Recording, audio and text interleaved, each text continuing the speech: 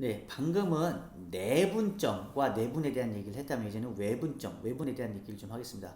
아까 시작할 때 간단히 설명했지만 AQ 대 BQ를 예를 들어 M 대 N으로 나눴다라고 했을 때 점이 나눈 점이 기준점이 A, B 사이에 있으면 우리가 내분했다라고 얘기했잖아. 밖에 있으면 그때 우리가 외분했다라고 얘기한다는 겁니다. 개념적으로 좀 똑바로 한번 알아볼게요. 자, 여기 지금 개념이 나와 있죠? 여기는 지금 115페이지입니다. 보겠습니다. 선분 AB의 연장선 위의 정추에 대해서 연장선이야. AB 안에 있지 않고요. AB 밖에 있습니다. 보이죠? 이런 상황인데요. 자, 이때 AQ 대 BQ의 길이의 비가 M 대 N이 되도록 당연히 M과 N은 양수고 M과 N은 같지 않습니다. 같으면 외분점이 없어요. 자, 이걸 만족하게 점 Q가 찍혀 있다고 합시다. 이렇게 점 Q가 찍혔으면 우리가 점 Q는 선분 AB를 M 대 N으로 외분한다 라고 얘기한다는 겁니다. 점 Q가 외분을 한 거야. A와 B를 밖에서 M 대 N의 비율로 나눠준 겁니다. 자, 두 번째, 그때 점 Q를 우리가 뭐라고 부르냐면 선분 AB의 외분점이라고 부른다라는 겁니다. 봐봐, 여기서부터는 조금 더 복잡해진 게 뭐냐면 M 대 N이랄 때 M과 N의 크기에 따라서 Q가 A에 가깝게 있을 수가 있고요. 그 다음 Q가 B에 가깝게 있을 수가 있어요. 상황을 봅시다. 자, M이 N보다 큰 경우를 이렇게 보면 클로즈업 할까요? 빨간색으로 할까요? M보다 N이 이제 큰 경우를 생각해보면 파란색으로 합시다. 헷갈려서 안 보이겠죠?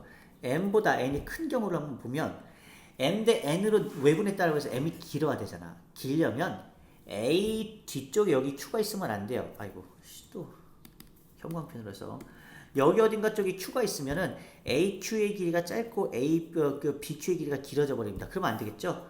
그래서 M보다 N이 큰 경우에는 Q가 무조건 어디 쪽에 붙을 수밖에 없냐면 여기 B에 더 가깝게, 그죠? 바깥쪽에 있는데 B 쪽에 붙어 있을 수밖에 없어. 그래야지 AQ가 길고 BQ가 짧잖아, 그죠? 반대로 만약 M보다 N이 길어요, M보다 N이 커요 라고 하면 N이 이제 BQ의 길이잖아. 기계 더 길어야 되기 때문에 무조건 Q가 AB 연장선 중에는 A에 더 가깝게, 여기가 더 가깝게 있을 수밖에 없어요.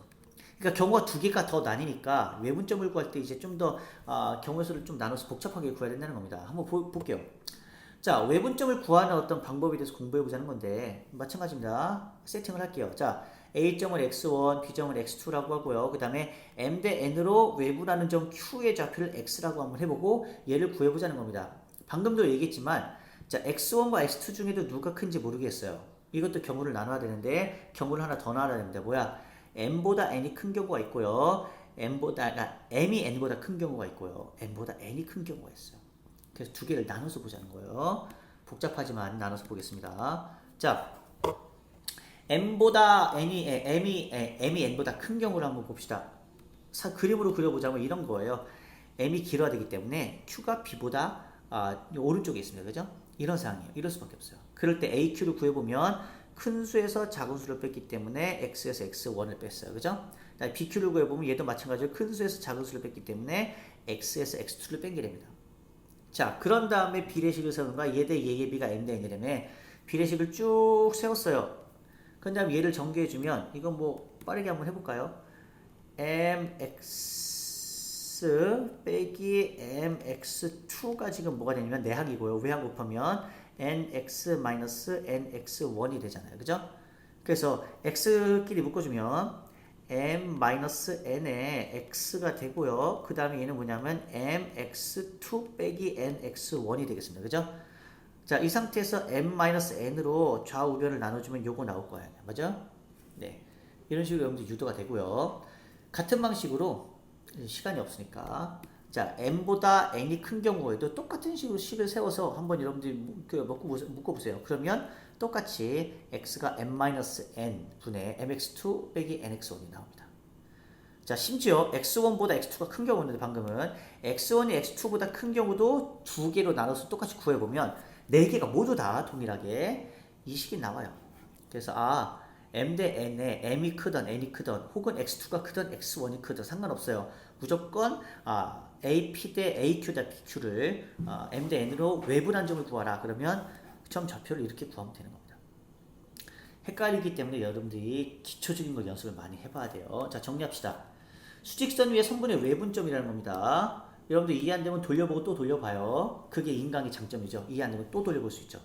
자, 수직선 위에 두 점이 있습니다. AX1, BX2가 있는데 얘를 이은 선분, 연장선이겠죠. 이은 선분 AB를 M 대 N으로 외분하는 점 Q의 좌표가 뭐냐라고 물어보면 이렇게 구하면 된다는 거고요. 헷갈릴 거 아니야. 어디가 M이고 어디가 N이고 막 헷갈릴 거예요. 그래서 여러분들 규칙을 또 다시 한번 리바이벌 합니다. 방금 동영상에도 뭐라고 했냐. 내가 M 먼저, 그죠? 그 다음에 N 나중이라고 했죠. 이걸 또 그랬어 또. 형광펜 아예 쓰지 말까 얘들아? 아이고. 자, 내가 뭐라 그랬냐면 M 먼저라 그죠? M 먼저 그 다음에 N 나중이라고 했죠. 얘도 마찬가지입니다. 그래서 M 먼저 N 나중에 고르라는데 지금 여기 봐봐. 얘도 A 대 B를 M 대 N으로 외분했다라 그러면 이런 식으로 여러분들이 화살표 그러니까 크로스로 곱하는 거 이렇게 해서 M과 X2를 곱하고요. 그 다음에 크로스 X자 가지고 N과 X1을 곱해서 M 곱한 걸 먼저 쓰고 N 곱한 걸 나중에 쓰고 대신에 여기 주의해야 될 게 뭐예요? 둘 다 이제 마이너스가 들어갔죠. 아까는 플러스 플러스였잖아. 지금은 마이너스 마이너스가 들어간 거예요. 그래서 그런 것만 여러분들이 주의해서 풀어보면 되는 겁니다. 한번 연습해 볼게요. 이것도. 자, 수직선 위에 두 점이 있는데요. 그게 뭐냐 봤더니 A가 이제 마이너스 1이고 B가 3이고요. 자, 이 선분 A, B를 2대 1로 이번에 외분하는 점 Q의 좌표를 구하겠다라고 해서 외분한다고 했잖아. 아이고, 이게 좀 위로 올랐네요. 외분했다. 그러면 2대 1이잖아. 2를 위에다 여기다 쓰고요. 2대 1 위에다 씁니다. 그런 다음에 어떻게 하라고요?